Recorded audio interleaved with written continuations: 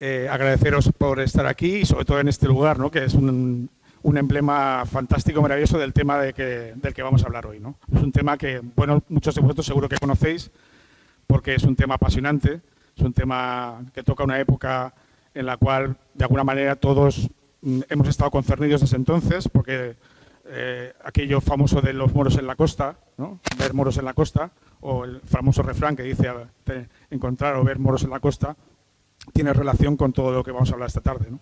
Que es los ataques, los avistamientos, el miedo, sobre todo, el miedo que generaba los corsarios, sobre todo norteafricanos, pero no solo norteafricanos, como ahora veremos, que asolaban nuestras costas durante buena parte del siglo XV y sobre todo en el siglo XVI, y que provocaron la necesidad de tener que defendernos, al ser los objetivos de esos ataques para conseguir el botín.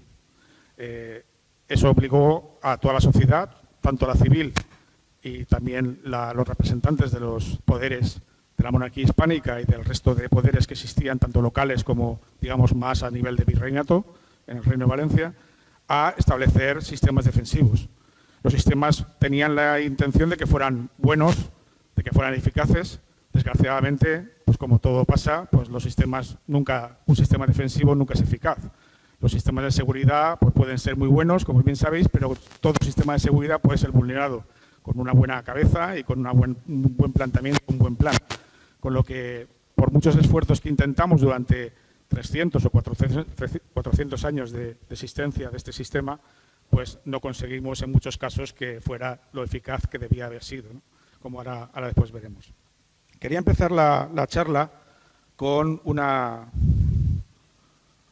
imagen de es un detalle del cuadro, lo conocéis todos, el cuadro de Peter Bruegel el Viejo, El triunfo de la muerte, que está en el Museo del Prado. Es un cuadro que Peter Bruegel pintó hacia el 1562, que es una época muy interesante para nosotros, como después veremos, porque la mayor parte de los estudiosos de este cuadro lo que han establecido es que Peter Bruegel se basó en la conmoción y en la destrucción que generaban los ataques de los corsarios berberiscos en las costas de prácticamente toda Europa en esa época, en el siglo XVI, ¿no? Y esta imagen, este detalle del cuadro, refleja un poco todo de lo que vamos a hablar, ¿no?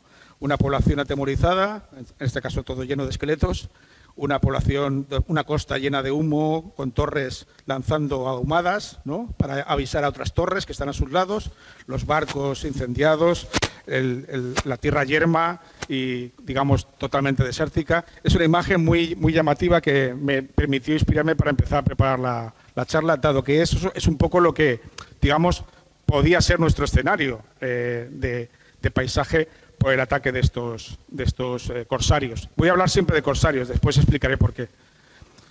Estos corsarios que nos invadieron o que nos atacaron durante muchísimas ocasiones, durante sobre todo el siglo XVI, que es la época fundamental de la que voy a hablar, aunque me voy también a centrar en momentos anteriores, porque hay que saber un poquito los antecedentes de todo este proceso, ¿no?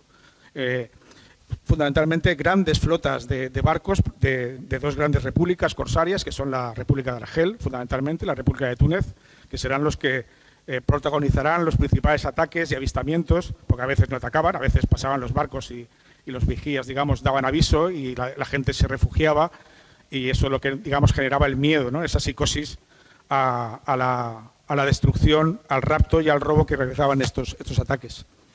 Para eso tuvimos que plantearnos, como he dicho, sistemas defensivos, defendernos de toda esta oleada de ataques, y generamos estos sistemas de torres, con estos sistemas de vigilancia, de alerta costera, de alerta marítima, solidarios, o sea, interconectados entre ellos para, digamos, generar una especie de muralla defensiva de red en la costa para que pudiesen desde las torres avisar a las villas costeras sobre todo y poder, digamos, aprestar la defensa de la población que estaba residiendo tanto en las ciudades como también, y eso es importante como ahora veremos, en los perímetros de las mismas, donde se encontraban las huertas y las zonas de cultivo, las zonas de riqueza, que es fundamentalmente las que buscan los corsarios berberiscos en esta ocasión.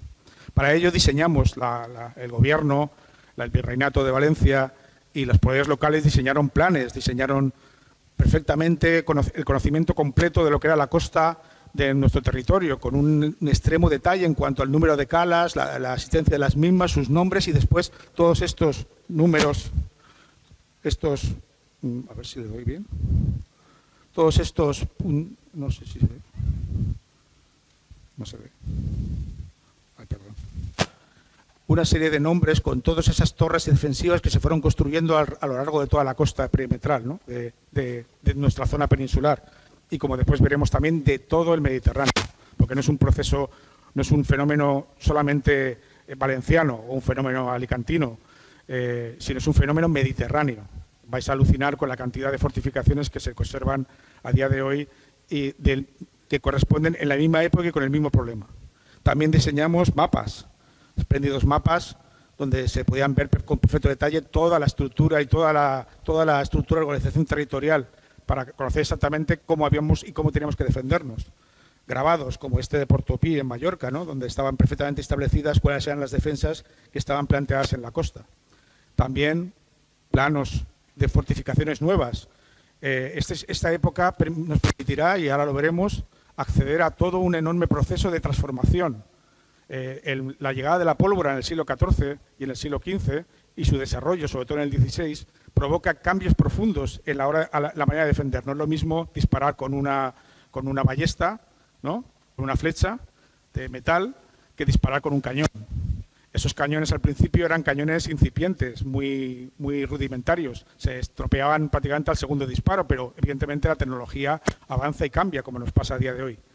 Y las defensas tienen que acostumbrarse a que de repente ya no reciben disparos de un trabuco de torsión que lanza una piedra cada 45 minutos, sino que ya encontramos cañones que disparan con un impacto y con un impulso mucho más potente y que pueden destruir con una sola bala toda una muralla medieval que había de torres rectas. Había que adaptar todas las fortificaciones a esos sistemas.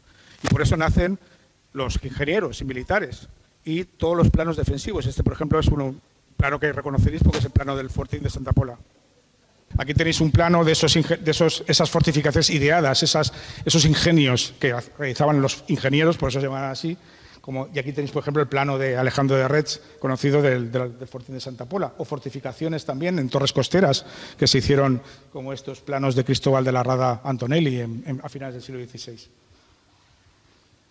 Pero todo eso, evidentemente, para estudiar todo esto, para analizarlo de una manera en la que podáis entender todo el proceso, no solamente el hecho de por qué nos atacan, sino todo el complejo problema histórico que refleja esas fortificaciones que tenemos en nuestra costa y el por qué se producen, hay que, digamos, desplazarse a este espacio tan fantástico que tenemos, que es el Mare Nostrum, ¿no? El mar Mediterráneo, en este plano de Abraham Cresques de 1376. Para acceder a esta información voy a estructurar la conferencia en una serie de bloques. Vamos a partir de un espacio, hay que analizar por qué nos atacan, de qué forma nos atacan, cómo, sobre qué espacio atacan y por qué. Es importante ese aspecto. Por supuesto, tenemos que analizar el tiempo, en qué momento se produce, por qué se producen esos momentos, quiénes intervienen y por qué las fuerzas que intervienen en ese momento son importantes a la hora de que se produzca todo lo que pasa, el contexto histórico, por decir así. El espacio nos va a llevar, evidentemente, a una materialidad, a una realidad constructiva, que es la que, digamos, ahora mismo podemos ver tanto aquí, en el fortín en el que estamos, como en el resto de fortificaciones de la costa por todo el Mediterráneo. Ese tiempo nos va a llevar a unos protagonistas, a unos personajes, a unas personas que intervienen, a una serie de actores y de actrices también, que tienen que ver en este proceso y que son los verdaderos protagonistas de esta historia, ¿no? Y finalmente todo esto nos va a llevar al último apartado, que será un patrimonio, lo que es a día de hoy. Todo este enorme problema histórico, con el paso del tiempo y con la pérdida de la desaparición de ese tipo de problemas, la sustitución de otros, pero la desaparición de este tipo de problemas de piratería y de corsarismo, acaba generando un enorme patrimonio que hoy día tenemos que proteger y tenemos que conservar, que es un poco en lo que estamos todos concernidos y por lo que estamos aquí. Bien, para analizar el espacio lo importante es partir de los tres elementos claves que vamos a ver. El mar, el Mare Nostrum, el perfil costero, que va a ser fundamental, el por qué acceden a nuestra costa y no acceden a otras, y lo que llamamos el paisaje del botín, que son toda la enorme cantidad de recursos de los que disponemos, que eran de interés para los corsarios y los piratas para que nos atacaran. Eso también era importante. Bien, el teatro de operaciones, evidentemente, es el Mare Nostrum, es el mar Mediterráneo. Ese mar Mediterráneo va a tener una serie de condicionantes claves que nos van a permitir hablar de un espacio muy dinámico. Olvidaros de que el mundo antiguo, el mundo medieval, es un mundo estático, es un mundo parado, la gente no se mueve porque no sabe moverse. No, se mueve y mucho. Y se mueven por sus propios medios, a veces, otras veces utilizando la tecnología cuando va avanzando y se va desarrollando, pero el mundo medieval y el mundo moderno, sobre todo, se mueven a la velocidad en la que se mueven en esos momentos. No es la misma que la nuestra, obviamente, pero se mueve mucho. ¿Ejemplos de esto? Pues tenemos, por ejemplo, movilidades poblacionales. He traído el caso de las migraciones, por ejemplo, que se producen entre el 150 y el 500 después de Cristo. Enorme movimiento de poblaciones que existen, que se mueven por toda Europa. Tenemos movilidades bélicas, movilidades militares, por ejemplo, las rutas de las cruzadas, ¿no? Que surgen de diferentes puntos del territorio mediterráneo, del territorio europeo, y que se dirigen sobre todo fundamentalmente a lo que era la zona de Palestina, ¿no? Eso también era importante.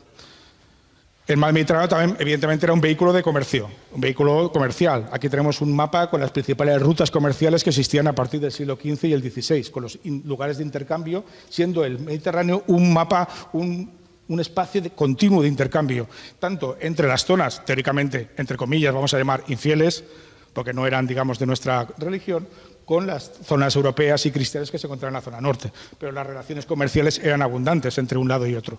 O sea, el comercio nunca ha sido un impedimento para la guerra, ni la guerra ha sido un impedimento para el comercio. Eso es importante que lo tengamos claro.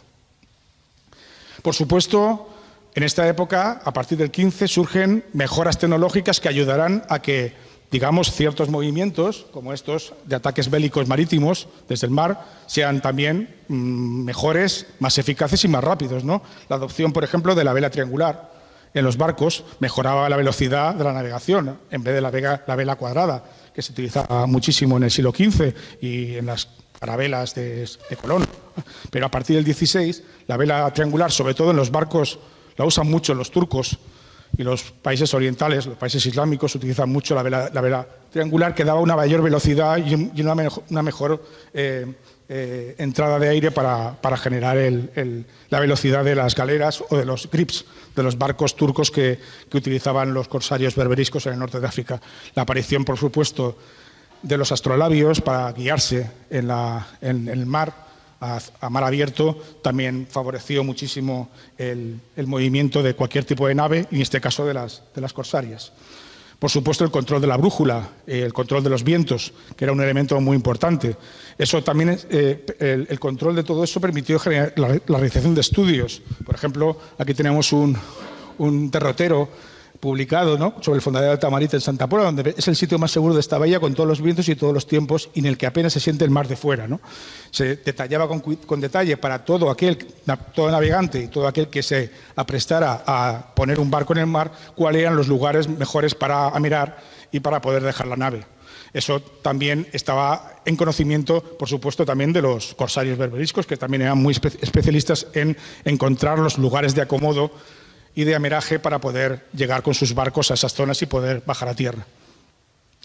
Eso también ofreció, durante época medieval, un enorme conocimiento cartográfico y planimétrico, que fue evolucionando con el tiempo. Aquí tenéis la famosa tabula rogeriana, lo que llamamos el mapa de Al-Idrisi, del siglo XIII, que es el mapa de lo que era el mundo para los musulmanes. No sé si lo habéis visto alguna vez, imagino que sí, porque es un mapa muy conocido, pero evidentemente el mundo para los musulmanes no está en el sur, está en el norte. El norte es la costa del norte de África, es África, que está aquí arriba. España, digamos, la península ibérica está aquí, si la veis, y bastante identificable, bastante fácil de identificar, igual que esto sería la bota italiana, esto sería la costa de Grecia y esto sería la zona de Palestina. Esto sería el Mare Nostrum. Pero también se dibuja en el Caspio, el Mar Negro, por supuesto, todas las zonas de los estrechos de Hormuz y la zona de Irán y de Persia, fundamentalmente, y sobre todo también China, que también era conocida en los mapas, sobre todo de los cartógrafos andalusíes e islámicos, ¿no?, que eran muy importantes. Sobre este mapa después aparecen otros cristianos más modernos, pero que se basan en el conocimiento de este tipo de mapas, ¿no?, como es el de Pietro Visconti del siglo XIV, donde ya sí que encontramos un Mediterráneo más reconocible, con esta imagen más típica, más exacta a la que es día de hoy, pero es un mapa del siglo XIV, ya tenía una precisión bastante elevada. O este de Battista Agnese, que es de mitad del XVI, que también se ve la península ibérica prácticamente con el perfil que tenemos actualmente, con la zona nuestra, aquí en detalle, la zona de la costa, digamos, el conocimiento, el know-how marítimo, el conocimiento y tradiciones marítimas y de conocimiento de la costa que se va pasando de marino a marino a lo largo del tiempo, va generando escritos, derroteros, conocimientos, detalles, notas escritas en diversos documentos. Todo eso ayuda a que se mejore los puntos donde poder atacar o donde poder realizar cualquier tipo de abordaje o de ameraje para llegar a tierra. Otro aspecto importante es la climatología. En la época medieval y sobre todo en el siglo XVI se ponen de moda dos términos que se usan mucho en la navegación marítima, el mare clausum y el mare liberum. El mare clausum es el mar cerrado, el mar donde no se puede navegar. Generalmente eso está ceñido a las épocas de invierno y otoño, donde el clima, el oleaje, las tempestades eran mucho mayores que ahora. Desgraciadamente el cambio climático cada vez hace que sea menor lo que ocurre en el Mediterráneo, pero en esa época evidentemente el mar cerrado y las épocas de invierno no eran propicias para la navegación.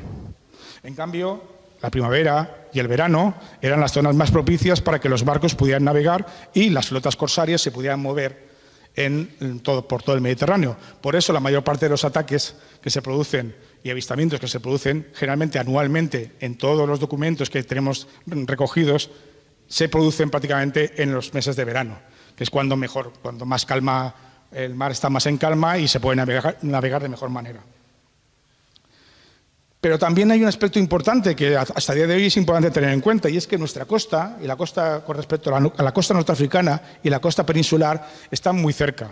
Están muy cerca no solo porque están próximamente, físicamente cerca, sino porque las corrientes marítimas que, digamos, permiten conectar una costa con la otra, por supuesto está el estrecho de Gibraltar en este punto, te llevan de manera natural hacia la costa, hasta nuestra zona. Ahora mismo, hasta el día de hoy, el barco de Argel, el ferry de Argel, de Orán, viene a Alicante porque es la ruta marítima habitual, ¿no? Y eso ya lo sabían los musulmanes. Los musulmanes, ese Al-Quwatan, que son las dos orillas, como le llaman los musulmanes, ya conocían los musulmanes que existía ese pasadizo que permitía conectar de manera natural las corrientes marítimas desde el norte de África con la península ibérica. Esto es un mapa de Miquel de Palza, de un artículo muy viejo, del 85, que se publicó, en el que se ven las conexiones marítimas que se producen desde los diferentes puntos de la costa del norte de África, desde donde salen buena parte de las naves de las flotas corsarias que vienen a nuestra península, y que todas van a desembocar en la zona entre Moraira, Alicante, Santa Pola y la zona de Cartagena y Águilas. Es decir, es la vía natural, habitual, para navegar cuando sales de un puerto como Argel o de Túnez. Te lleva directamente, sin hacer ningún tipo de esfuerzo, te lleva a Alicante, eso sí. Igual que las vías marítimas entre Ibiza y Denia, pues son más naturales entre cogerlo en Denia para que te lleve a Ibiza, porque es la vía natural de comunicación marítima la corriente más normal. También este tipo de datos era importante y era de conocimiento de estos corsarios norteafricanos que tenemos en esta época. El paisaje del botín es un tema más complejo, pero también muy interesante, porque hay una serie de recursos y de elementos que son importantes a la hora de valorar cuando los corsarios nos atacan. Porque nos atacan para conseguir ¿qué? Recursos naturales, porque tenemos recursos naturales en nuestra costa, muy importantes, ahora los veremos. Tenemos recursos productivos, o sea, recursos que tenemos que trabajar, que nosotros cultivamos, que generamos en nuestras costas. Tenemos ciudades, tenemos enclaves de mucha población, ricos, donde hay mercados, donde hay dinero, donde hay movimiento. Y, por supuesto, los puertos, donde los barcos amiran, donde llegan las mercancías y salen y se dirigen a todos los sitios. Esos elementos para los corsarios eran muy importantes a la hora de valorar dónde atacar, dónde era mejor atacar y dónde era mejor hacer daño. En cuanto a los recursos naturales, eran obvios. Alicante tiene una peculiar orografía, por ejemplo, costera, que mezcla las calas profundas y abrigadas con una montaña que se encuentra muy cerca. Prácticamente a menos de 10 kilómetros o 15 kilómetros tenemos una montaña que supera casi los 1000 metros en algunos puntos. Pienso en Aitana, pienso en ese tipo de montes. Y Aitana no está muy lejos de la costa, estará a 30 kilómetros, 40, 50, más o menos. Esa dicotomía, esa dualidad entre tierra, entre montaña y mar, es muy importante. La costa, además, sobre todo en la zona norte, abriga un enorme conjunto de pequeñas calas, zonas abrigadas, espacios donde puedes dejar el barco, donde te puedes esconder, donde no te pueden ver. Eran lugares interesantes. Y ese scouting, esa visión, esos informes, los obtenían de buena parte de la población morisca que se encontraba todavía en nuestro territorio y que, digamos, actuaba en muchos casos como informantes de las flotas corsarias que nos atacaban. En muchas ocasiones, además, también intercambiaban información por que me lleves al norte de África porque me quiero ir de aquí. Porque, digamos, la población musulmana, antes de la expulsión, ya se encuentra muy sojuzgada, muy presionada para que se convierta, desde prácticamente la expulsión de los judíos en 1492, el movimiento sobre los musulmanes es bastante potente, de que se tenga que convertir, y durante el siglo XVI se produce un enorme conjunto de intentos de conversiones que hacen que muchos musulmanes ya estén muy incómodos. Hay que pensar que son musulmanes, pero somos nosotros. Llevan 700 años aquí.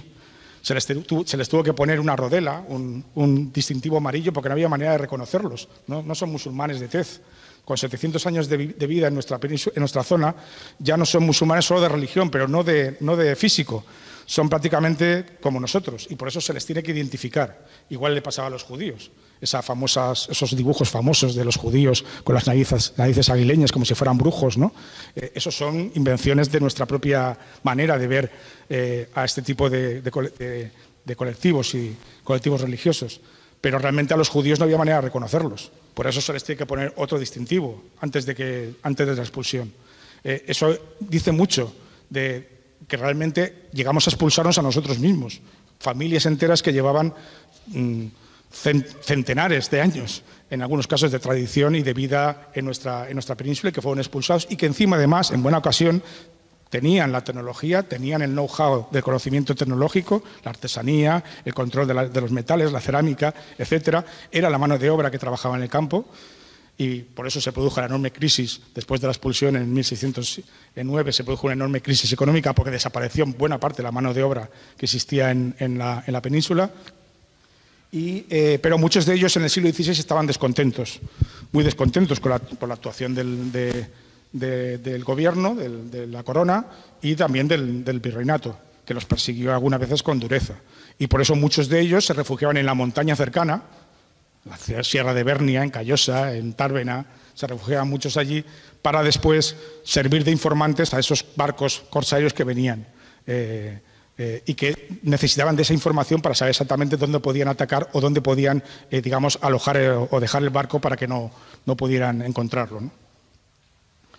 También en la zona sur hay una zona también muy importante que no son calas abrigadas, pero son lagunas marítimas. Tenemos un enorme conjunto de zona lagunar. Tenéis aquí cercano uno de los más importantes y más principales, que es la zona de Laguna de Santa Pola y toda la zona del Fondo d'Elx. Son zonas lagunares que se encuentran muy cerca de las ciudades. En este caso, esto es la zona de agua amarga. Cuando llueve, fijaos cómo se pone, generalmente está seca, pero cuando llueve adquiere la verdadera naturaleza de una laguna marítima. O, por ejemplo, la laguna marítima de Calp, que ahora, digamos, es una zona estancada, pero antes estaba abierta, cuando toda la zona que estaba junto al peñón estaba abierta al mar, ¿no? Y, por supuesto, los dibujos de la bufereta, por eso se llamaba la bufereta, la bufera, o los dibujos de la mata, ¿no? De esas lagunas en la mata. Son grabados del 16. Esas zonas lagunares tan cerca de la costa, tan pegadas a la costa, generaban una enorme riqueza, porque tenían, por ejemplo, la barrilla. Ahí salía de manera natural la barrilla. La barrilla era el matorral sobre el que se trabajaba y se fabricaba la sosa, que era el jabón de la época. No teníamos jabón como ahora, como el nuestro, pero la barrilla se convertía en jabón y permitía pues, realizar muchísimo tipo de actuaciones con él. Y era un producto muy caro y muy exclusivo, que generaba muchísimo dinero. Alicante estaba plagado de barrilla por todos los sitios. Y era igual que como veremos, el otro gran producto que estaba en las lagunas era la sal, que aquí bien la conocéis. Y esa sal, pues, que se convirtió en oro blanco de la Edad Media, pues en el siglo XVI era una de las principales regalías que tenía la monarquía hispánica. La sal siempre era de la corona y la corona la ponía en usufructo a cualquier digamos, noble o postor que se ofrecía en subasta para pagar por ella y poder realizar el comercio y la extracción de la sal, pagando, por supuesto, a la monarquía hispánica. Eso estaba claro. Eso es una tradición que venía desde época medieval, no solamente en el XVI. Eso ya existía así. Esa sal era fundamental y se encontraba cerca de la costa, siempre cerca de la costa. Eran puntos de riqueza naturales que ofrecía la propia costa en sí misma y que hacía de nuestra zona una zona muy rica y muy interesante. Pero también estaban los recursos productivos, los propios recursos que no son naturales, que no los tenemos al abasto en el propio espacio geográfico, pero que tenemos que trabajarlos, que es las huertas. Y en concreto, este es un grabado precioso de Giovanni Battista Antonelli, de 1580, en el que se ve la huerta de Alicante. Un pequeño detalle de lo que era la zona verde, de esa huerta, de ese digamos, secano mejorado, como se le llama habitualmente, que se acaba siendo regado con una serie de acequias que se van tirando desde época, dicen algunos, islámica, sobre todo de época cristiana, época medieval, y que, digamos, permitió generar un enorme espacio de riqueza en el cual se desarrollan muchos productos, pero sobre todo uno en concreto por el cual nos vamos a hacer famosos en todo el mundo, durante el siglo XV, XVI, XVII y XVIII, que será... Pues ese es el espacio, ese es el dibujo de Cabanilles, que hablaba de ese vergel ameno de hermosas vistas, con una variedad de árboles y plantas, en fin, una zona realmente de riqueza espectacular. Regada, también había una zona de secano, pero regada. Pero el principal producto que decía que va a ser el fundamental, que nos va a dar a conocer a todo el mundo, va a ser el vino. La explotación de vino en nuestro territorio va a ser, digamos, exponencial a partir de 1510, cuando el rey Fernando II establece los privilegios, establece la Junta de Inhibición del Vino Foráneo de Alicante, que es una institución que se dedica a proteger y a defender el vino de Alicante frente a otros vinos foráneos, digamos, en base a una política proteccionista, que era impedir que los vinos de fuera entrasen en la ciudad de Alicante y en su territorio. Era esa la única manera de hacerlo, pero eso permitió desarrollar un proceso, una institución que controlaba y regulaba la calidad de los vinos de Alicante, que, como digo, llegaron a convertirse en esto. Esto es una imagen del puerto de Alicante a finales del XIX, en la última, lo que llamamos la segunda edad de oro del vino de Alicante, con ese mar de toneles que siempre estaba en la zona. Esto, digamos, ahora sería la explanada. El Paseo de la Reina está aquí, esto sería la zona del puerto, llena de toneles de vino que salían por el puerto de Alicante a diferentes puntos de Europa y del mundo conocido, por el cual nos hemos postulado en los últimos años como la denominación de origen vitivinícola más antigua del mundo, gracias a la existencia de esta institución que es la Junta de Inhibición del Vino Foráneo de Alicante. Es un tema indirecto que traigo, pero que permite entender que Alicante también se convierte en un punto atractivo por la producción del vino, que se extiende por todo el territorio, por todo el término de Alicante, que en ese momento el término general de Alicante no solamente era el término municipal, sino que englobaba 14 municipios actuales. Era un término bastante amplio en ese momento. Bien, las ciudades es otro de los puntos clave. Esa huerta, esos recursos naturales, ¿acaban dónde? En la ciudad. Acaban en los mercados, acaban generando un ciclo económico de alto nivel que genera mucha producción y mucho dinero y muchos beneficios. Eso permite la existencia de una oligarquía que controla la huerta y controla todos esos territorios y que controla el puerto, porque controlan también los barcos, que les permite, digamos, ascender socialmente y convertirse en los mandamases y en los gobernantes de la época de ese momento. Esas ciudades son básicas y se encuentran, como veis, prácticamente en la costa y sobre todo en la zona de Alicante, es donde más se encuentran ese tipo de villas, donde más crecen. Son villas que se fundan casi todas en época medieval, en el siglo XIV, después de la conquista, y que tienen un desarrollo en la época del XVI bastante amplio, sobre todo, en concreto, la ciudad de Alicante. Los puertos, como el de Alicante, que se convierte en el 16 en un puerto de salida y de entrada de productos de primera categoría, el segundo puerto del Reino de Valencia en esa época, porque Alicante es un puerto que coordinará la entrada de productos americanos después del descubrimiento de América, llegarán por Sevilla y por tierra se llevan hasta Alicante y de Alicante se redistribuyen al resto de Europa. Y los productos europeos vienen hasta Alicante y de Alicante a Sevilla y de Sevilla hacia América. Y ese punto intermedio de conexión comercial permite a Alicante convertirse en un emporio comercial de primera categoría y su puerto en un punto importante de comercio, sobre todo durante el siglo XVI, XVII y XVIII. Si a eso le añadimos el vino, le añadimos el resto de recursos naturales, tenemos una zona de enorme riqueza que es de interés, es un imán, es de atracción a todas estas fuerzas corsarias que nos atacan en esta época. El tiempo. ¿Cuándo ocurre todo este tipo de procesos? Fundamentalmente, como digo, en lo que llamamos la Edad Dorada de los corsarios. Será aproximadamente entre 1400 y 1600. En nuestra zona, sobre todo, se van a dar entre 1500 y 1600. Será en la época de los grandes corsarios, los más conocidos que os sonarán a todos y que ahora los veréis.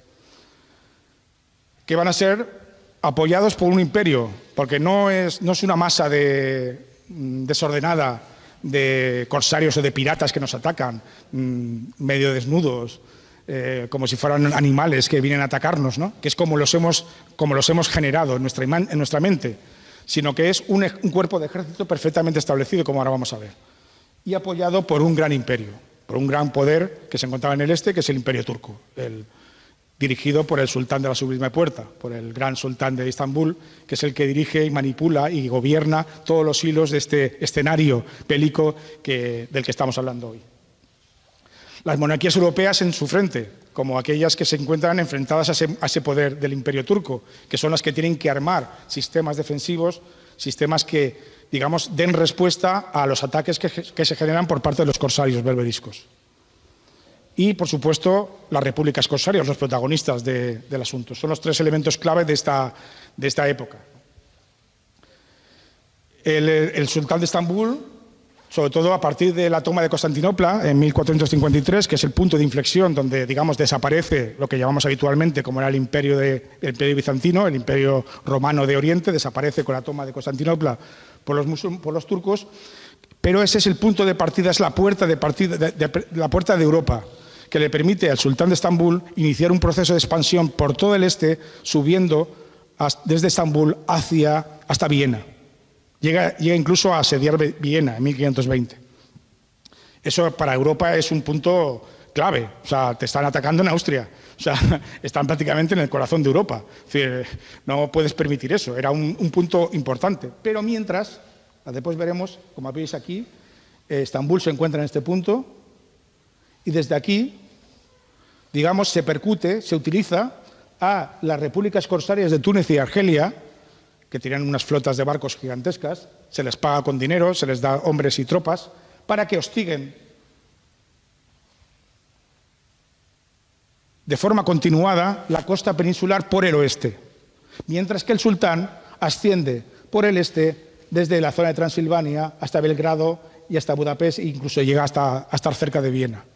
Esa era la intención del sultán, preocupar y mantener ocupadas a buena parte de los recursos militares que tuviesen las monarquías hispánicas y la monarquía hispánica y las europeas para poder, digamos, restar esfuerzos en la verdadera campaña, en el verdadero objetivo del sultán, que era entrar a Europa por Viena, por el este. Mientras tanto, financiaba y forzaba a las repúblicas corsarias de Argelia y Túnez para que, digamos, atacaran de manera sorpresiva y continua y rápida toda la costa peninsular con la idea de preocupar y ocupar a las monarquías europeas en todo este proceso. Ese es el contexto clave de lo que pasa en ese momento y por qué nos atacan. Eso es lo fundamental.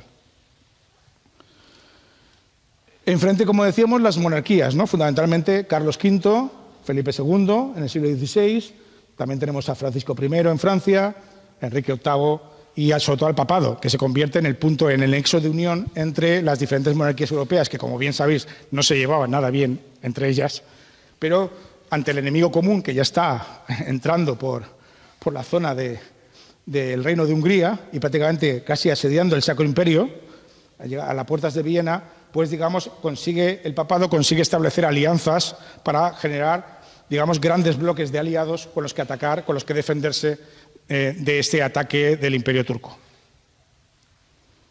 Y, por supuesto, los protagonistas clave de esta historia, que son las dos grandes ciudades que serán los objetivos de donde saldrán la mayor cantidad de barcos que nos atacan en nuestra zona.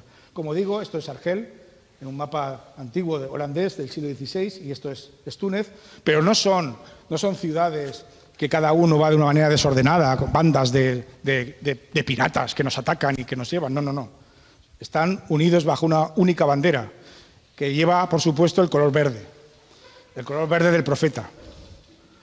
Financiados por el Imperio Turco y, digamos, amparados bajo el emblema del propio profeta, Mahoma.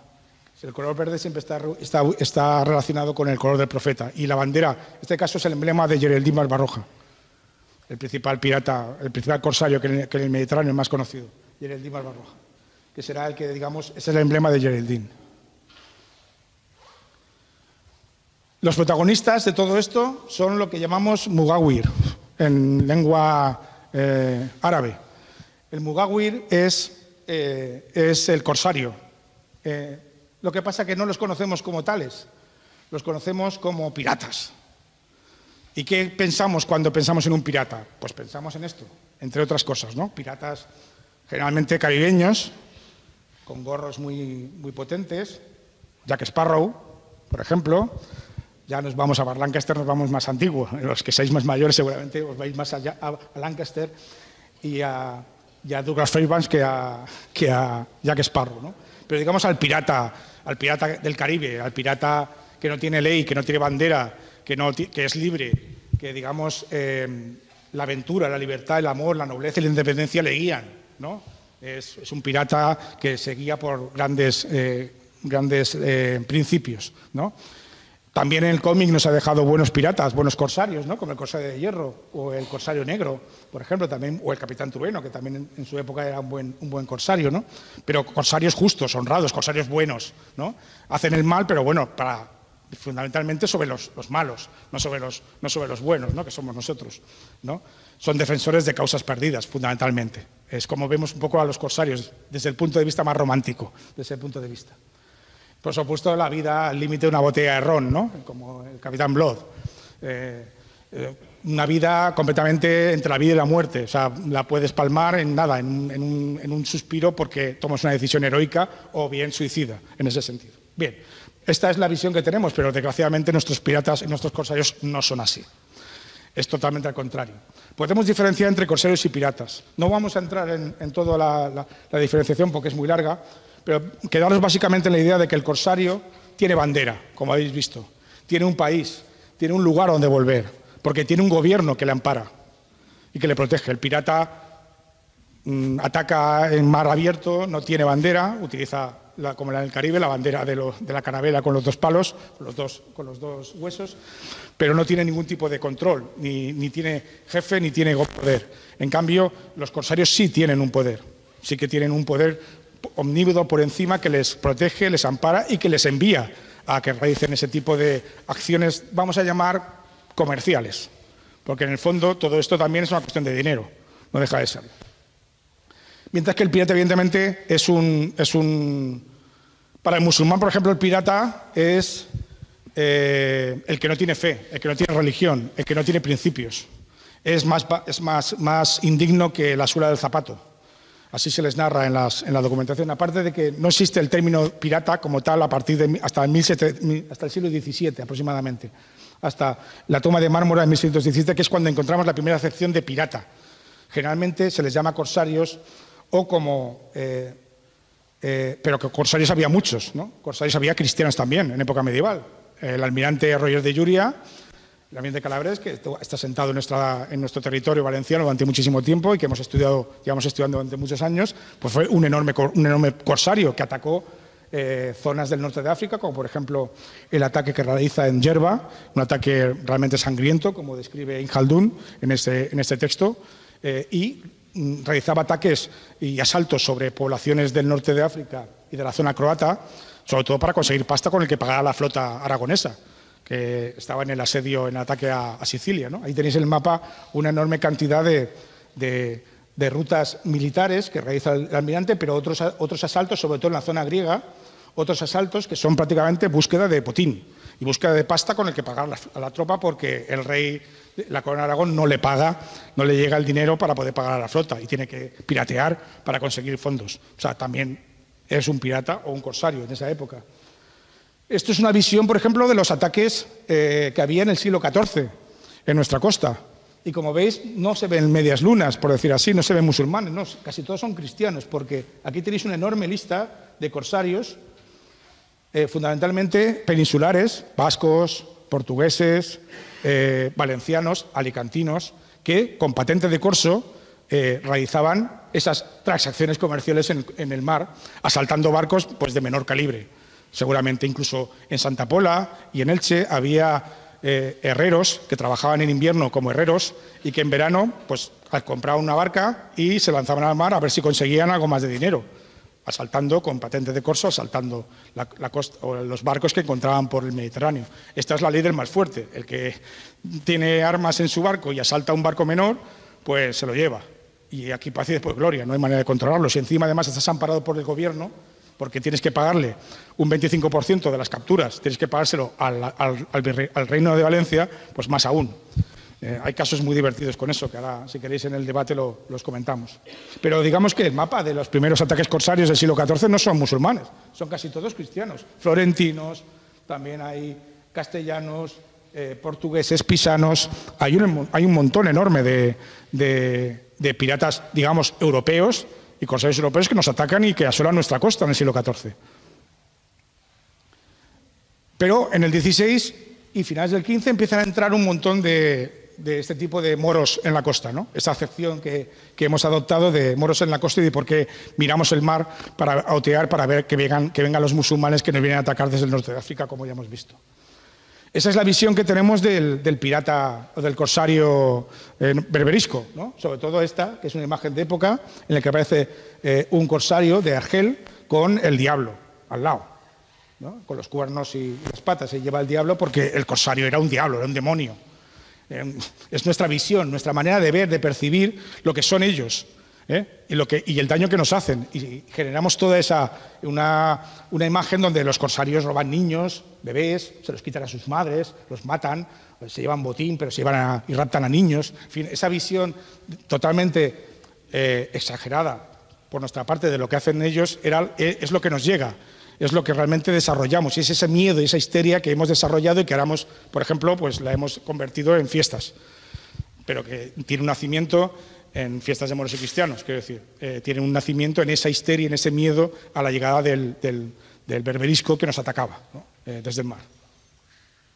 Ahora, como veis, pues hay asaltos más o menos interesantes. Este es el de Sóller, que es muy bonito, es una fiesta que lleva un desembarco a lo bestia, donde participa todo el pueblo.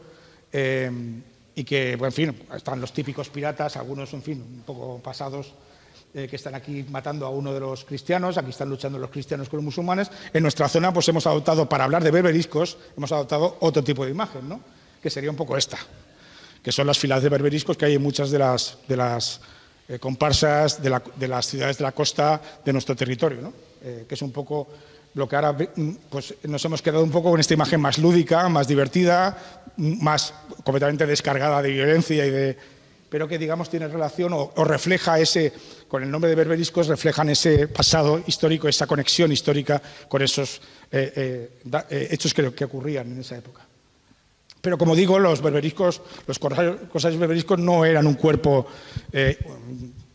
desigual, de gente en taparrabos que nos atacaba de forma desorganizada. No, es un cuerpo de ejército con más de 25.000 naves, como la que tenía la flota de Argel, y que estaba apoyado con el dinero turco y también con tropas, sobre todo los famosos genízaros, que el sultán turco desplazaba hasta Argel y Túnez para que engrosaran las tropas que iban en esos barcos. 25.000 naves, 25.000, la mayor parte eran galeras, con una dotación de gente enorme.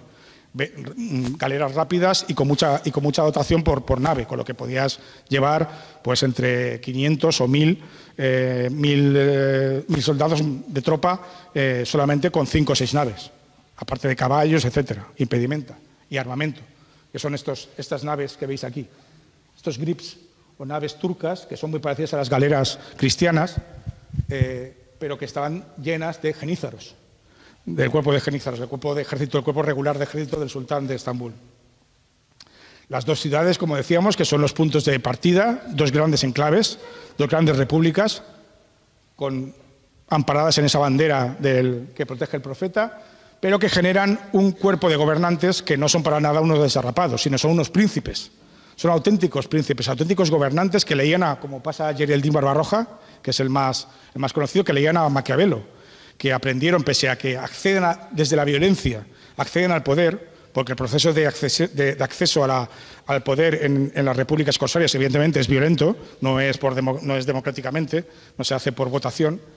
Geraldine Barbarroja genera una corte, un lujo y un gusto y un refinamiento que incluso hay una famosa conjunto de misivas que tiene Carlos V con Geraldine Barbarroja para intentar atraerlo hacia el sector de la monarquía hispánica. Cuando empiezan a ser atacados, Carlos V le envía cartas a Geraldine Barbarroja para intentar atraerlo. Le ofrece de todo, le ofrece puestos, le ofrece dinero, le ofrece riquezas y Geraldine Barbarroja renuncia, dice que no. Pero tienen una correspondencia muy interesante entre el emperador, entre Carlos V y el Geraldine Barbarroja. O sea, se codea con los principales gobernantes del mundo conocido en ese momento. No es ningún desarrapado. Y ya digo, es un personaje que aquí veis en retratos, por ejemplo, este florentino, en el que parece como Dios Neptuno.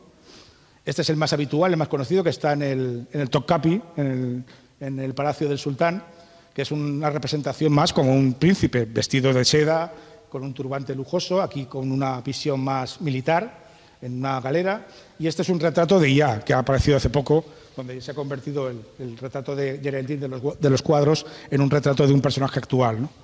Más actual para traerlo. Pero para nada, como podéis ver, son personajes desarrapados que no tienen ningún tipo de conocimiento del medio ni dónde están y que actúan de manera desorganizada. Al contrario, están muy bien organizados. Sobre todo organizados alrededor del sultán de Estambul, en este caso, sobre todo Süleyman. Este cuadro que está en el Topkapi, en el palacio del sultán en Estambul, es el acto de bienvenida, la embajada que hace Geraldine Barbarroja y que le hace Süleyman a Geraldine Barbarroja para recibirlo, porque le nombra Capudán Pasha. Capudán Pasha es el alto almirante el alto almirantazgo, por decir así, para un término más europeo, le convierte en el alto almirantazgo de la flota turca. Le convierte en el máximo representante, el máximo poder militar marítimo del Mediterráneo para el poder turco. Y es el que gobierna una flota gigantesca de naves que atacan por todos los sitios del Mediterráneo. Esa denominación de Capudán Pasha es muy habitual y la tendrán todos los grandes corsarios de esta época, porque todos están financiados y apoyados por el gobierno, por el Imperio Turco, que acaba nombrándolos a todos grandes almirantes de la flota turca. Y estos son los grandes nombres. Hay más, pero esos son los fundamentales. Los hermanos Barbarroja, Aruj I, que estuvo sobre todo actuando en Argel a partir de finales del 15 y sobre todo primeramente del 16, Geraldine Barbarroja, el gran corsario para mí de lo que sería la primera mitad del siglo XVI. Turgut Reis. Turgut Reis, no lo conocéis así por Turgut Reis, pero aquí lo conocéis por Dragut, porque es el nombre que le pusimos a Turgut Reis. Es el rey de Túnez, y aquí le llamamos Dragut, es más conocido. O el Occhialí de Cervantes, que aparece en el Quijote, y que fue el que le apresa después de la batalla de Lepanto. O, por ejemplo, Cigala Pasha, que ya es un corsario de última época, príncipe de Argel, a partir prácticamente de finales del siglo XVI. Hay muchos más, hay lugartenientes que actúan bajo el nombre de todos ellos, pero estos, digamos, serían los 5 grandes nombres del corsarismo berberisco en el siglo XVI, en mi opinión. Son mugawir, son héroes. El mugawir es un término turco que se utiliza sobre todo para hablar de aquellos que traspasan las fronteras, aquellos que son capaces de ir más allá, de cruzar, de ir donde hay dragones, como cruzar, digamos, el estrecho de Gibraltar, ir a donde no había nadie, como hizo Colón. Pues los Mugawi son aquellos que son capaces de ir más allá, de trasladar, de traspasar fronteras, de no quedarse en el sitio, sino ser héroes. Y a día de hoy lo son. Son héroes en el ideario de toda la sociedad turca, porque están representados en los monumentos que están en la ciudad de Estambul.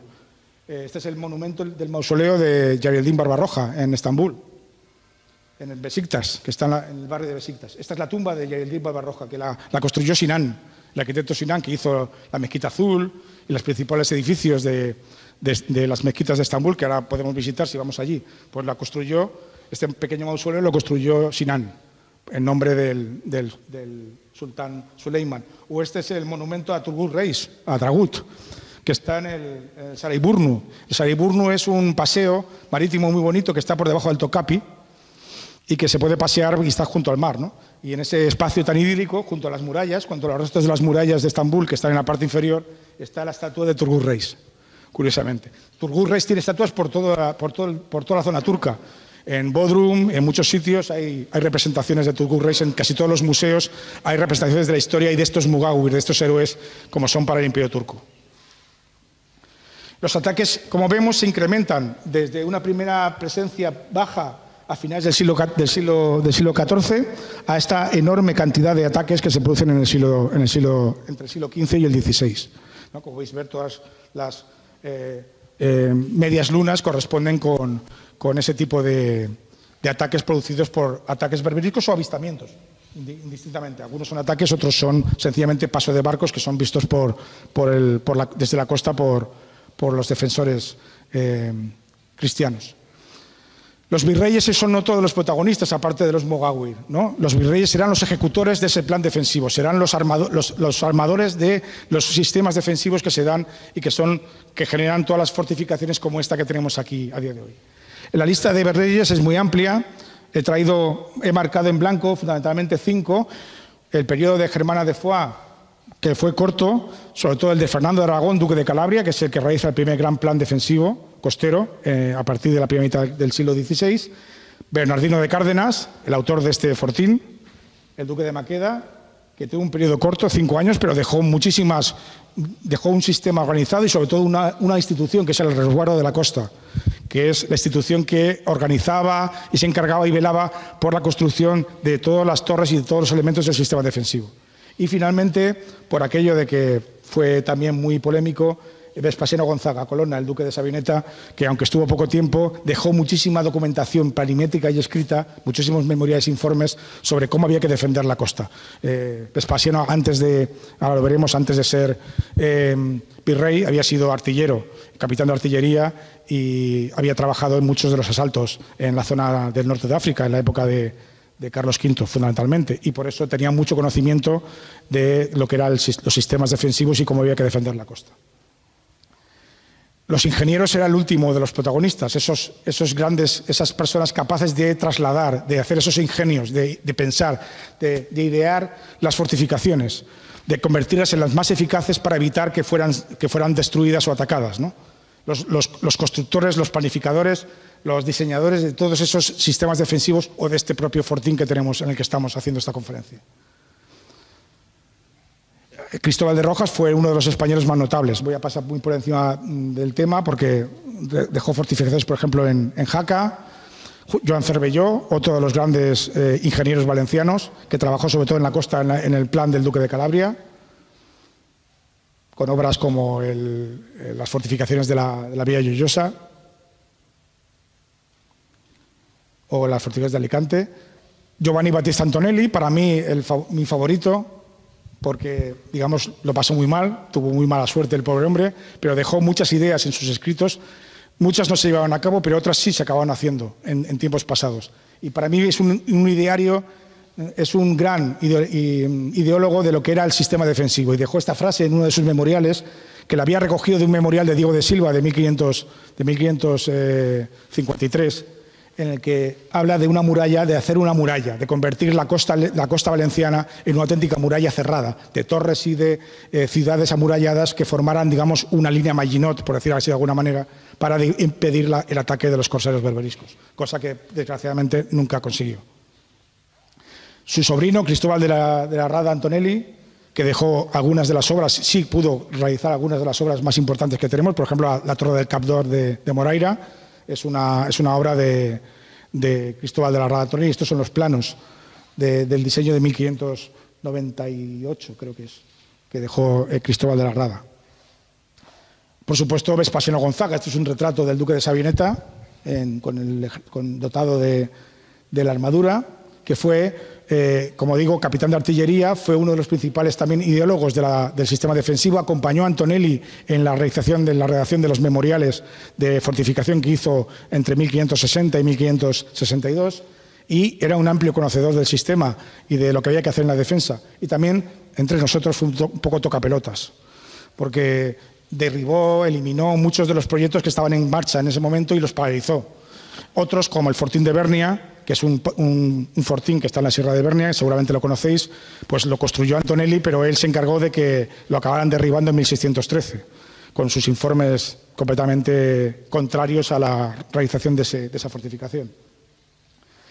Él dejó obras, estos planos, por ejemplo, de modificación de las fortificaciones de los rebellines del castillo de Alicante, que ya estaban planificados por Jorge Palearo el Fratino, y que se paralizaron porque él los paralizó como virrey del Reino de Valencia. O este fantástico fortín de cuatro vértices, parecido al de Santa Pola, pero con 4 vértices, tipo prisión, fortín prisión, que quería construir en el palacio, encima del palacio del Marqués de Denia, en la zona alta de la Alcazaba. Esto es el castillo de Denia.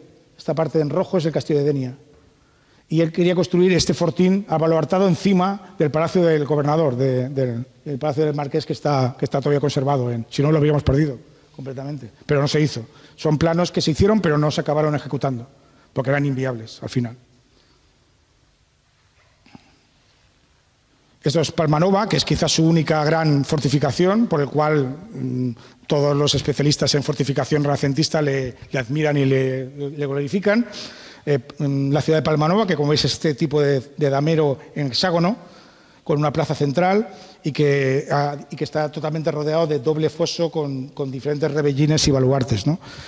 Por el cual es una obra patrimonio de la humanidad a día de hoy y por el cual, ya digo, todos los especialistas le veneran como uno de los grandes ideólogos de la fortificación renacentista, aunque para mí, en el Reino de Valencia, dijo de hacer cosas que no hizo y impidió hacer otras que ya estaban en marcha, ¿no? Por lo tanto, paralizó muchas de las obras que se estaban haciendo. Él dejó también otro proyecto defensivo muy importante que en Santa Pola, como ahora veremos, afectó de manera importante en muchas de sus obras costeras. En este caso dejó, aparte de la Torre de Escaletes en Santa Pola, la reforma de la Torre de Escaletes, no la construcción. Dejó también una reforma de la Torre de Piles en Cullera, donde dotó de una inscripción muy similar a la que tenéis en la Torre de Escaletes, donde él se puso como nombre de que había reformado y había reparado esta torre, como la inscripción que tenéis en... La materialidad de todo ese sistema, de estos protagonistas, dejan una materialidad, y la materialidad se basa fundamentalmente en nuestro caso, en el Reino de Valencia, en este plan, en esta gran muralla defensiva donde se construyen todas estas fortificaciones a lo largo de todo el Reino de Valencia, generando esa idea de muralla defensiva de la que hablaba Antonelli que habéis visto antes. El resguardo nace realmente, la institución del resguardo nace en 1554, cuando el duque de Maqueda establece la construcción de una serie de obras. La mayor parte de las torres costeras que tenemos en nuestro territorio se construyen en la época del duque de Maqueda, incluida la Torre de Escaletes y, por supuesto, el Fortín de Santa Pola. Pero no es un fenómeno exclusivamente valenciano, ni siquiera es un fenómeno exclusivamente peninsular. Aquí tenéis, por ejemplo, los proyectos que se están realizando a la vez en otros lugares del Mediterráneo, ¿no? Por ejemplo, en Nápoles, con Antonio Lofredo, un proyecto defensivo con casi 75 torres planificadas. En Sicilia, por supuesto, el centro del Mediterráneo, se diseña ese proyecto de Juan de Vega entre 1547 y 1557. En Valencia, nuestro Bernardino de Cárdenas, que hace ese proyecto en 1554. En Granada ya existía uno de los Reyes Católicos en 1501 para defender la zona de Granada. Después de la toma de Granada se construye ese sistema defensivo de torres. En Cerdeña, Juan Coloma, el virrey Juan Coloma, desarrolla este proyecto también de torres defensivas. Y en Mallorca, Miguel de Moncada realiza un proyecto similar. O sea, es un proyecto común, es una situación, un fenómeno que se da en todos los lugares de la costa mediterránea, porque el problema es común. Barbarroja y los demás corsarios atacan no solamente la costa valenciana, sino toda la costa mediterránea.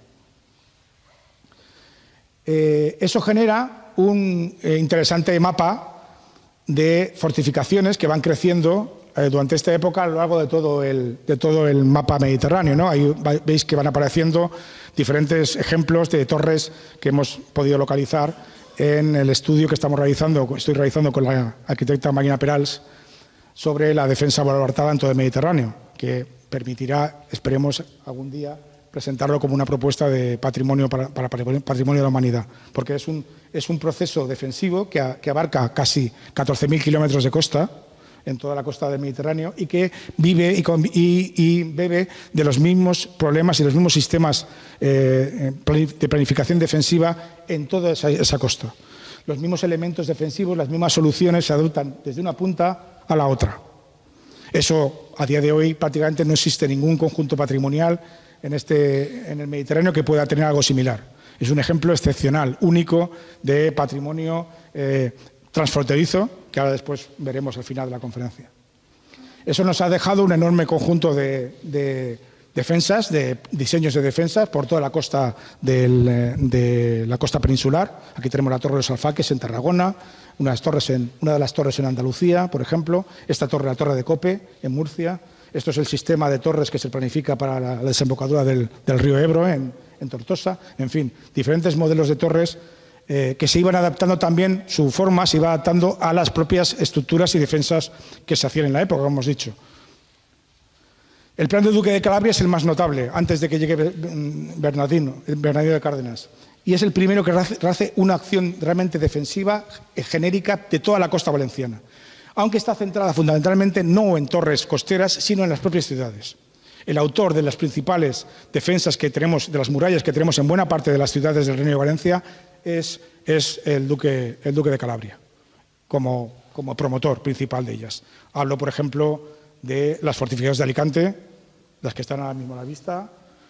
Hablo de la fortificación de la Vila Lloyosa, de Calpe, de algunas de las fortificaciones de Denia, las fortificaciones de Peñíscola. Las primeras de Peñíscola son del Duque de Calabria. Un enorme conjunto de fortificaciones que se crean en las ciudades, ¿no? Fundamentalmente, y que a día de hoy han sido prácticamente las únicas defensas que se han construido en toda esta época y que se mantuvieron casi 300 o 400 años en pie. Restos de esta época, de este primer sistema defensivo, donde había torres donde mezclaban elementos defensivos medievales y renacentistas, estamos en la primera mitad del siglo XVI, es, por ejemplo, la Torre del Pinet, que se encuentra muy cerca de vosotros, que los restos solamente queda la base alamborada, la parte de la base alamborada y la zona del acceso a la torre, ¿no? Pero la torre llegó a tener una altura hasta prácticamente el siglo XX de 14 metros. Los planos actuales de la torre, de lo que hemos podido documentar de la torre, son estos de aquí, pero este es el grabado del último informe del resguardo de la costa, que es el de Joaquín Aguado de 1870. Y aquí podéis ver a la torre perfectamente levantada, con sus matacanes arriba, sus troneras en ambos lados, las ventanas, la puerta de acceso, las troneras que contraban la puerta y la planta, ¿no? Perfectamente marcada, porque estuvo levantada hasta prácticamente finales del XIX. Actualmente esta torre está vinculada a la cuestión del atajador Cantó y el viaje que hace Cantó encontrando el arca con las reliquias y el Consueta y el libro de Consueta del Misterio de Elche dentro de él, y que hacen esta fiesta, creo que es el 28 de diciembre, si no me acuerdo mal, que hacen una fiesta en la playa del Pinet recordando, porque piensan que Cantó, o al menos la tradición dice que Cantó es un guardacostas medieval del siglo XIV. No lo es. En el siglo XIV en el Pinet no hay ninguna torre construida. Es un tema que hemos publicado muchas veces, pero que evidentemente no hay manera de que cambien de idea los ilicitanos. Cantó realmente, como veis, va vestido de atajador del siglo XVI, que es realmente cuando está documentada desde 1547, si no recuerdo mal, existe el primer documento de la Torre del Pinet, que hemos encontrado en el archivo de Elche. Y que sí que habla de que hay atajadores. El atajador, como ahora después veremos, es el personaje que con el caballo va a uña de caballo a avisar a la ciudad para alertarla cuando la torre avista un barco berberisco en la costa que va a atacar, ¿no? Entonces el atajador, en este caso Cantó, salía a uña de caballo, recorría los caminos desde el Pinet hasta Elche para avisar y entraba en la ciudad a uña de caballo avisando a la población de que llegaban los corsarios. Es un poco el tema. Pero eso no ocurre en el siglo XIV, eso ocurre en el siglo XVI, básicamente. Por supuesto, la Torre del Tamarit también es de esta misma época, aunque no es una torre del sistema, no es una torre pública, no es una torre, vamos a decir, estatal, sino es una torre que generan los pescadores de Santa Pola para proteger, para controlar las vías de comunicación que existen entre el final de la Albufera, en este plano lo podéis ver muy bien, está la Torre del Tamarit, porque muchos barcos no llegaban al puerto de Santa Pola para dejar sus mercancías y cargar y pagar las tasas que tenían que pagar, sino que buscaban otros abrigos, otras entradas para poder llegar al camino de carreteros que te llevaba desde aquí hasta la ciudad de Elche. Para evitar que se produjera eso, la Cofradía de Pescadores de Santa Pola paga y financia la construcción de una torre defensiva en la gola de la Albufera. Y eso da pie a la Torre del Tamarit. Una torre que se debe construir pues, entre la primera mitad del siglo XVI, aproximadamente por la tipología y la planta que tiene, y que tiene esa intención. No aparece en los informes hasta muy tarde, hasta el siglo XVIII, finales del XVIII, no aparecen los informes del resguardo, porque la torre no está controlada ni financiada por el Virreinato de Valencia. Por eso es una torre que, al hacer la investigación, cuando hice la tesis doctoral, descubrimos que es una torre que estaba realmente pagada por la Cofradía de Pescadores de Santa Pola, que quería evitar el que los pescadores se saltasen el puerto de Santa Pola para, digamos, ir hacia Elche directamente. Aquí tenéis otra imagen en este mapa de Castañeda tan conocido, donde está la Torre del Tamarit en medio de la gola, delante de la gola de la Albufera, o en este plano, donde sí podemos apreciar que la torre está en este enorme plano de distribución que está en el archivo de Elche, donde también están los caminos que permiten conectar con la ciudad de Elche desde las zonas del Marjal, las zonas del fondo.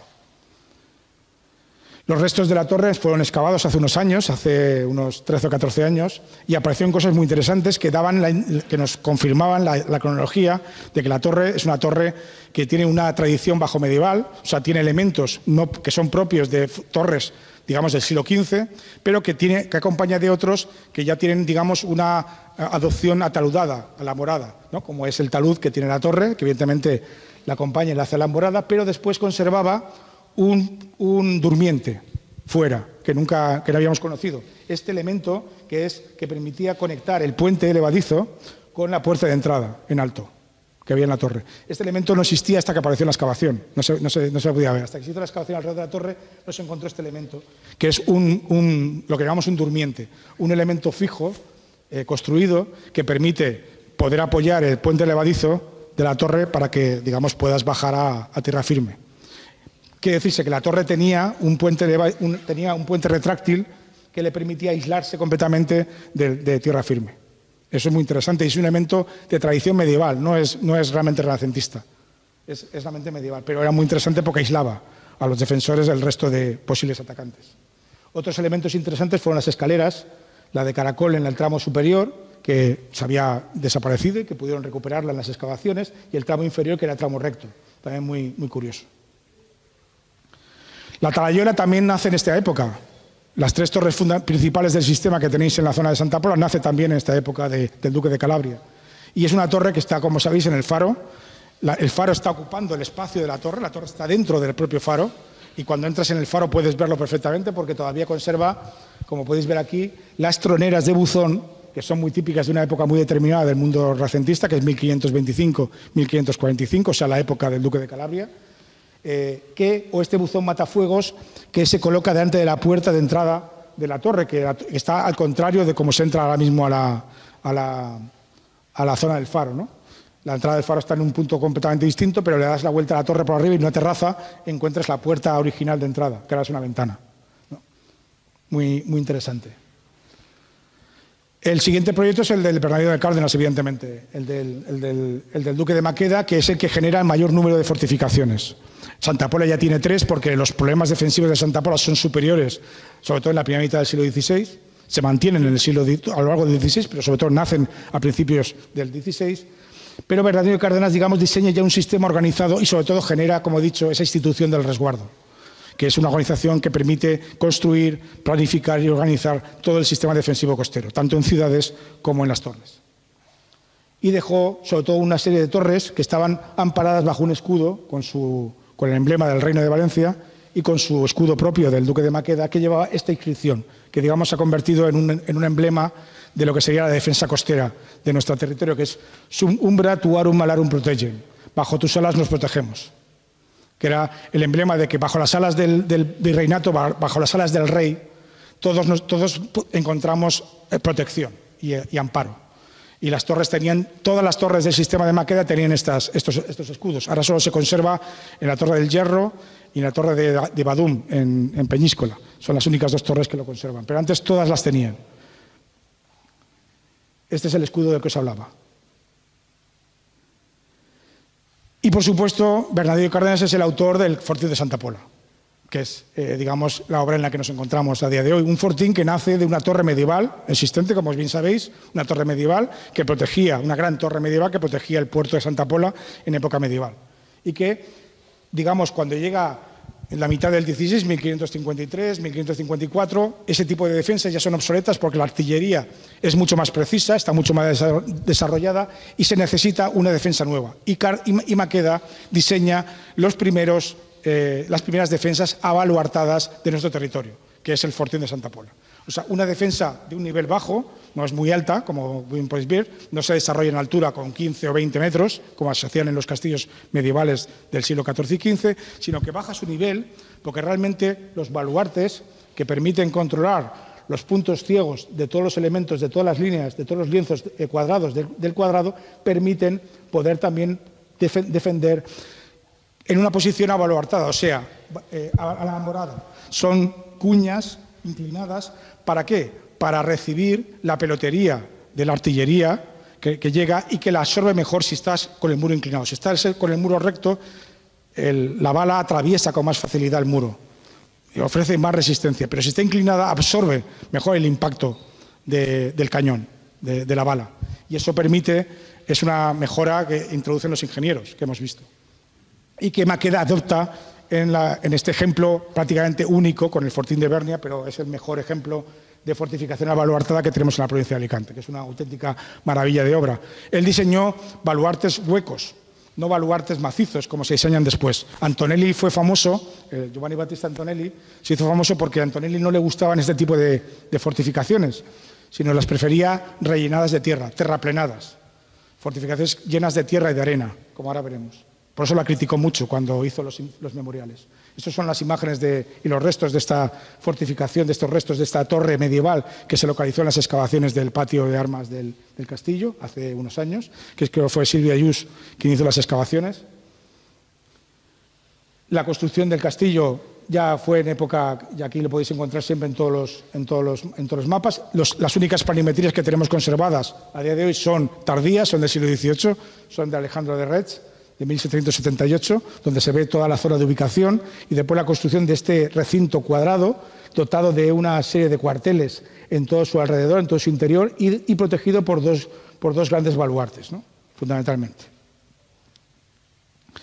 El baluarte del duque y el baluarte del rey, que son los 2 baluartes principales que tiene la fortificación, aparte del patio de armas, que es un elemento clave en ese tipo de fortificaciones. Un gran espacio para albergar tropa, para albergar, digamos, un amplio dispositivo militar que pueda servir, que esté estable y de base en el propio enclave de Santa Pola. Pero también tenía algunas reminiscencias medievales. Por ejemplo, sabemos que estos pequeños sillares tapados, agujeros tapados que se encuentran aquí, pertenecerían a algún tipo de puente retráctil.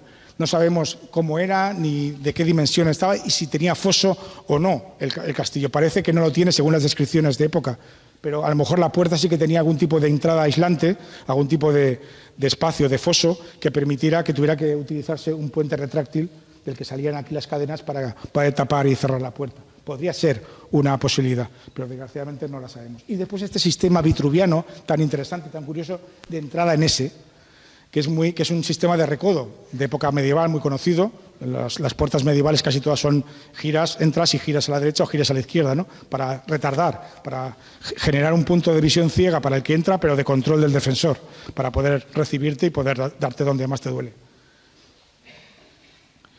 A favor estarían estos motivos, ¿no? Una obra plenamente abaluartada. Por primera vez ya no tenemos casi defensas medievales, sino ya una defensa claramente abaluartada de mitad del XVI. Un diseño italiano, un diseño que se asemeja mucho a los fortines prisión que hay por todo el Mediterráneo, que se construyen también en esta época. Y eso, disposición de baluartes huecos no terraplenados y puertas vitruvianas en recodo, una reminiscencia medieval muy interesante. En contra, un montón de ingenieros que cuando vieron el castillo construido empezaron a criticarlo.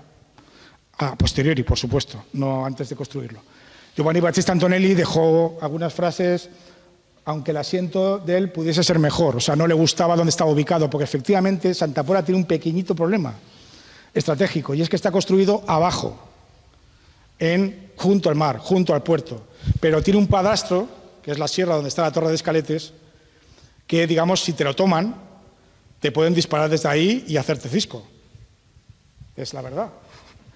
Es decir, el padrastro de la sierra de Santa Pola, que está al lado, le puede generar al fortín graves problemas. Y eso lo detectan los ingenieros ya de época del siglo XVI, ¿no? Vespasiano, por ejemplo, dice que es una obra impropia y de mucho gasto y le hace de continuo al duque, aunque es obra moderna y de muros gruesos. No tiene terrapleno y tiene un padrastro harto cerca. Ya lo señala. Hay un punto elevado por encima del nivel de las murallas del castillo que te permite disparar desde arriba y cascarle a todo el que esté dentro. Eso es lo que se llama padrastro en terminología castellológica. Eso no lo cubre el fortín. La Torre de Escaletes lo cubría, podía cubrirlo de alguna manera, pero era un riesgo muy elevado para colocar una fortificación, aunque evidentemente lo que pretendía el fortín es defender el punto clave que era el puerto de Santa Pola, un puerto rico, un puerto de mucha producción y de mucho movimiento, y que había que controlarlo. La torre no era suficiente para defender ese enclave, ese punto. Pero digamos que las críticas eran muy habituales y muy llamativas entre los ingenieros, donde cascaban a unos y a otros de alguna forma, ¿no? Escaletes se construye en la época del duque de Maqueda, como he dicho, no se construye en la época de Vespasiano. Vespasiano solo hace el coronamiento, este coronamiento de ménsulas, de corsera corrida, que diseñó Giovanni Battista Antonelli en 1561, pero que el proyecto de Antonelli nunca se hizo porque era muy caro. Antonelli era muy famoso por hacer proyectos muy innovadores, pero carísimos. Hay algunos muy divertidos, como que se le ocurrió conectar todos los ríos de España desde el estrecho de Gibraltar hasta la costa del Cantábrico. Y costaba un pastón, o sea, un auténtico pastón conectar todos los ríos de España. Diseñó, por ejemplo, un sistema de puentes para atacar a los moriscos en las Alpujarras, en la revuelta de las Alpujarras, que necesitaba 3.000 zapadores solamente para construirlo. Y le dijo el rey, pues por aquí verás París, o sea, no, va a ser que no.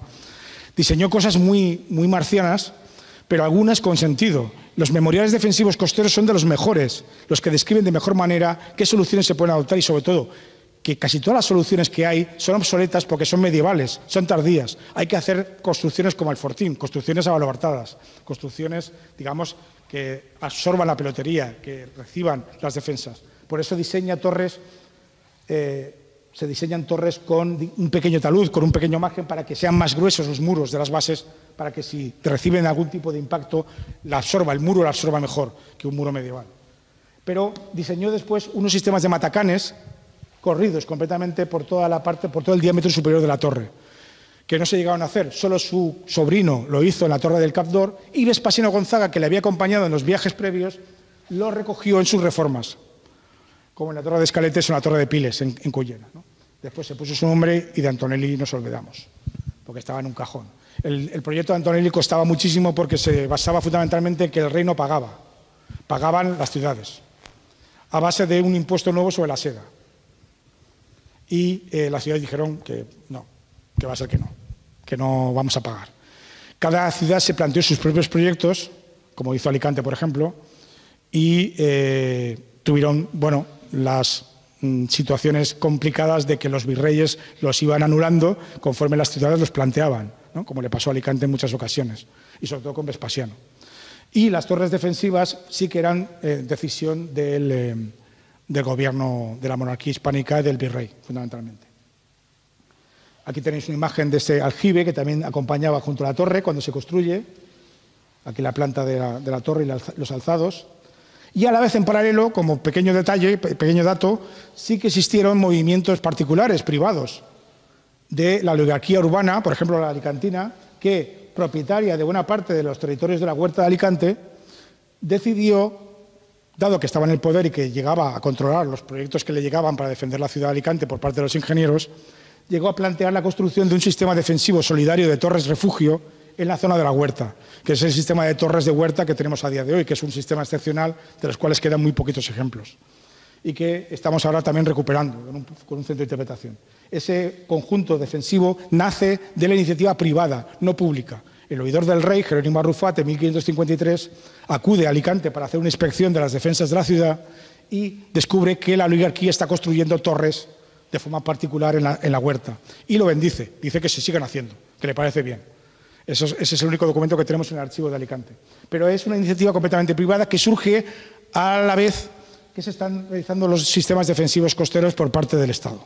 Es muy interesante porque es un reflejo de lo que la población también tiene, esa necesidad, esa histeria, ese miedo a defenderse, obliga de alguna manera a los poderosos, a los que tienen el dinero, a invertir en defender las zonas de los recursos productivos que hemos visto antes, defenderlos y protegerlos, y a la población que trabaja en ellos, obviamente. Aquí tenéis algunos ejemplos de ese sistema defensivo. Llegó a tener hasta 40 torres. Ahora mismo conservamos 27. Pero llegó a tener hasta 40. El último plan defensivo de la época es el de Vespasiano Gonzaga. Un plan que iba a ser innovador, porque era un renovador de la defensa abaluartada, pero que desgraciadamente en nuestra zona al menos se convirtió en más un tocapelotas que en un auténtico reformador como Calabria o como Maqueda, ¿no? Diseñó muchas fortificaciones, realizó esa corsera, como he dicho, que estaba en la parte superior. Algunas de las ménsulas fueron recuperadas por el Ayuntamiento de Santa Pola hace unos años. María José fue una de las que llevó el tema a cabo y que permitieron reconstruir toda la corsera como ahora la tenemos, con las piezas originales. Y, por supuesto, esta inscripción que introdujo, como que había reformado la torre, con la inscripción del del príncipe de Sabiñánigo, duque de Trayeto y marqués de Ostiano, que era Vespasiano Gonzaga. Una reforma puntual y mínima que se repitió en Piles, pero que no se observa en ninguna otra fortificación que tengamos en nuestra costa alicantina. Solamente dejó prueba de ella en Peñíscola, que hay un escudo también muy similar, con una reforma de un baluarte de Vespasiano Gonzaga. Pero Vespasiano fue más bluff, fue más un artificio que realmente real, en nuestro caso, un virrey eficaz, pese a que tenía conocimientos de sobra para poder hacer un buen plan defensivo. No se aprovechó la oportunidad. El sistema defensivo diseñado por Maqueda fundamentalmente preveía esa alerta solidaria, preveía que las torres estuvieran colocadas en puntos estratégicos para batir visualmente, con los radios de 1,5 kilómetros, 2 kilómetros, batir visualmente todos los espacios de esa costa, de esa orografía costera, que era muy importante. Aquí tenéis un desarrollo de cuáles eran las conexiones visuales y de control visual que tenía cada una de las torres y cómo no dejan prácticamente espacios. Solamente aquí, por ejemplo, porque está Santa Pola. Ahí estaba el fortín de Santa Pola y no hacía falta defenderlo. Ya estaba el fortín para defender el puerto. Y, por supuesto, el sistema de interconexión visual. Las torres tenían que verse entre sí porque tenían que comunicarse. Las comunicaciones de día podían ser con ahumada, con un fuego, podían ser con una señal sonora, podían ser con la campana, podían ser de muchas maneras. Por las noches, si se producían avistamientos o ataques, el sistema de ahumada será importante y el sistema de comunicaciones para conectar las torres con los puntos y los enclaves fundamentales. Esto es Guardamar y esto es Santa Pola. Y los atajadores viajaban a cada uno de los puntos desde las torres cuando tenían algún tipo de avistamiento. Estos son otros ejemplos del sistema en otros lugares. Aquí tenemos también conectados con los puntos de conflicto, donde podían encontrarse desembocaduras de arroyos y de ríos, en calas, pequeñas zonas para mirar, espacios cerca de las lagunas marítimas. Todo eso, como hemos visto en los espacios geográficos, aquí lo podemos ver bien. La composición del personal también era importante y fue una parte importante del diseño de la estructura del resguardo de la costa. El personal se basaba en las atalayas y los guardas y en los atajadores. Como hemos dicho, los guardas son los que están en la torre, no pueden salir de ella. No pueden bajarse, no pueden desplazarse, tienen que estar siempre en la torre, no pueden abandonarla. Mientras que el atajador sí que tiene la capacidad, porque tiene el caballo, generalmente era el suyo propio, así que tenían, digamos, medios, de poder bajarse y a uña de caballo por el camino principal dirigirse a las ciudades para avisar del ataque o alertar de la llegada. Y mientras que los guardas tenían que hacer estas señales, estas ahumadas, que es un sistema medieval, en el cual tenemos una enorme cantidad de información, donde utilizaban farones, digamos, grandes hogueras, con un ritmo determinado de señal, para alertar a las torres vecinas de que se había producido una alerta o un ataque. Tenemos una torre impresionante que se ha conservado en nuestra costa alicantina, no está aquí, desgraciadamente, está en la torre de Caletes, en Benidorm, que se pudo excavar todo su interior porque era como un contexto cerrado, estaba incendiado y se derrumbó todo el techo sobre la cámara de la torre y permitió recuperar un conjunto enorme de elementos y que prácticamente no tenemos ningún resto de ellos ahora mismo en ninguna torre. Por ejemplo, los sarmientos para hacer las ahumadas aparecieron en la torre. Las espardeñas, los calzados que llevaban los guardas para vigilar la torre, que eran seguramente gente de Benidorm, que era su propio calzado. Las maromas con las cuales subían y bajaban en estos capazos, subían y bajaban la comida, porque como no podían bajar de la torre, les tenían que acercar la comida a los guardas y que con esta maroma y estos capazos la utilizaban para subir y bajar los alimentos. También hemos encontrado restos de vajilla, escudillas, cuencos, en fin, un sinfín de objetos muy interesantes de lo que era la vida diaria de un guarda en una torre costera, en este caso la torre de Caletes en Benidorm. Los alcaides, en las torres más grandes, eran un elemento importante porque eran los responsables de la torre y de todo el personal que existía en la torre. Los artilleros, el fundamental y básico, porque si la torre tenía armamento, eran los encargados de utilizarlo. Los armamentos básicos iniciales del sistema eran estos cañones pedreros o bombardas. Son bombardas que tienen la entrada de avancarga, no de retrocarga, como son los cañones más modernos. Se mete la masa de metal y el bolaño de metal se meten por esta parte y la pólvora y se dispara. El problema es que cuando consigues dispararlo, la caña dilata tanto y se queda tan caliente que como no hagas bien la carga siguiente, te cargas el cañón, porque duraban 2 disparos. Si el artillero era un poco inútil, prácticamente del primer disparo no pasabas, por lo que no era un arma muy útil para defenderse. Estos son algunos de los restos que se conservan en el Museo del Ejército, por ejemplo, ¿no? Estos cañones pedreros o bombardas, estos bolaños de piedra de diferentes diámetros, que son los que se encontraban en las torres, y estas culebrinas o estos cañones pedreros con estas cureñas de madera que servían para atar los diferentes diámetros, anillos de esos cañones con los que juntarlos y hacer ese cañón. No son cañones de una pieza, esos surgen a partir de finales del 16, principios del 17. Los cañones del 16 son todos cañones que se juntan con piezas, una a una, y se atan y se juntan. Pues imaginaros que si está mal cargado, el cañón explota, y si está caliente el metal, aún es peor. También estaban los visitadores, que digamos estaban establecidos por el resguardo como los encargados de la inspección, de controlar que todo estuviera correcto. Los requeridores, que eran también los que tenían poderes para castigar e imponer penas, porque todo el personal del sistema tenía que guiarse por estas ordenanzas de guardia marítima que genera el duque de Maqueda y por las ordenanzas de las compañías de caballos que se hicieron también en el Virreinato de Valencia a finales del 16. Pero sobre todo por esta frase: ni tahúres, ni amancebados, ni chocarreros, ni personas de maltrato y fama, ni rufianes, ni torradizos. Ninguno de esos podían ser un guarda o un vigilante o un personal de las torres. Tampoco tienen que ser buenas personas, fieles y dirigentes. No tener libro, perro, hurón, ni mujer, ni nada que pudiera divertir la guarda. Eso lo deja claro la ordenanza. Y por supuesto, como digo, no podías abandonar el puesto. El puesto también era hereditario. Los hijos, en algunos casos, lo heredaban de los padres y se lo iban pasando, porque había dinerito y es un sueldo. A ver, era importante, eran funcionarios del Estado. Pero, como digo, tenían un sistema moral, un código moral que tenían que seguir y que, en fin, que era bastante estricto, como veis. Bueno, en fin, claro, A ver, abandonaban el puesto cuando no tenían guarda, porque había recambios, y podían ir a casa, se supone. No tienen que estar permanentemente durante años en la torre, pero durante el tiempo de guarda no podían abandonar la torre. Tenían prohibido el abandonarla.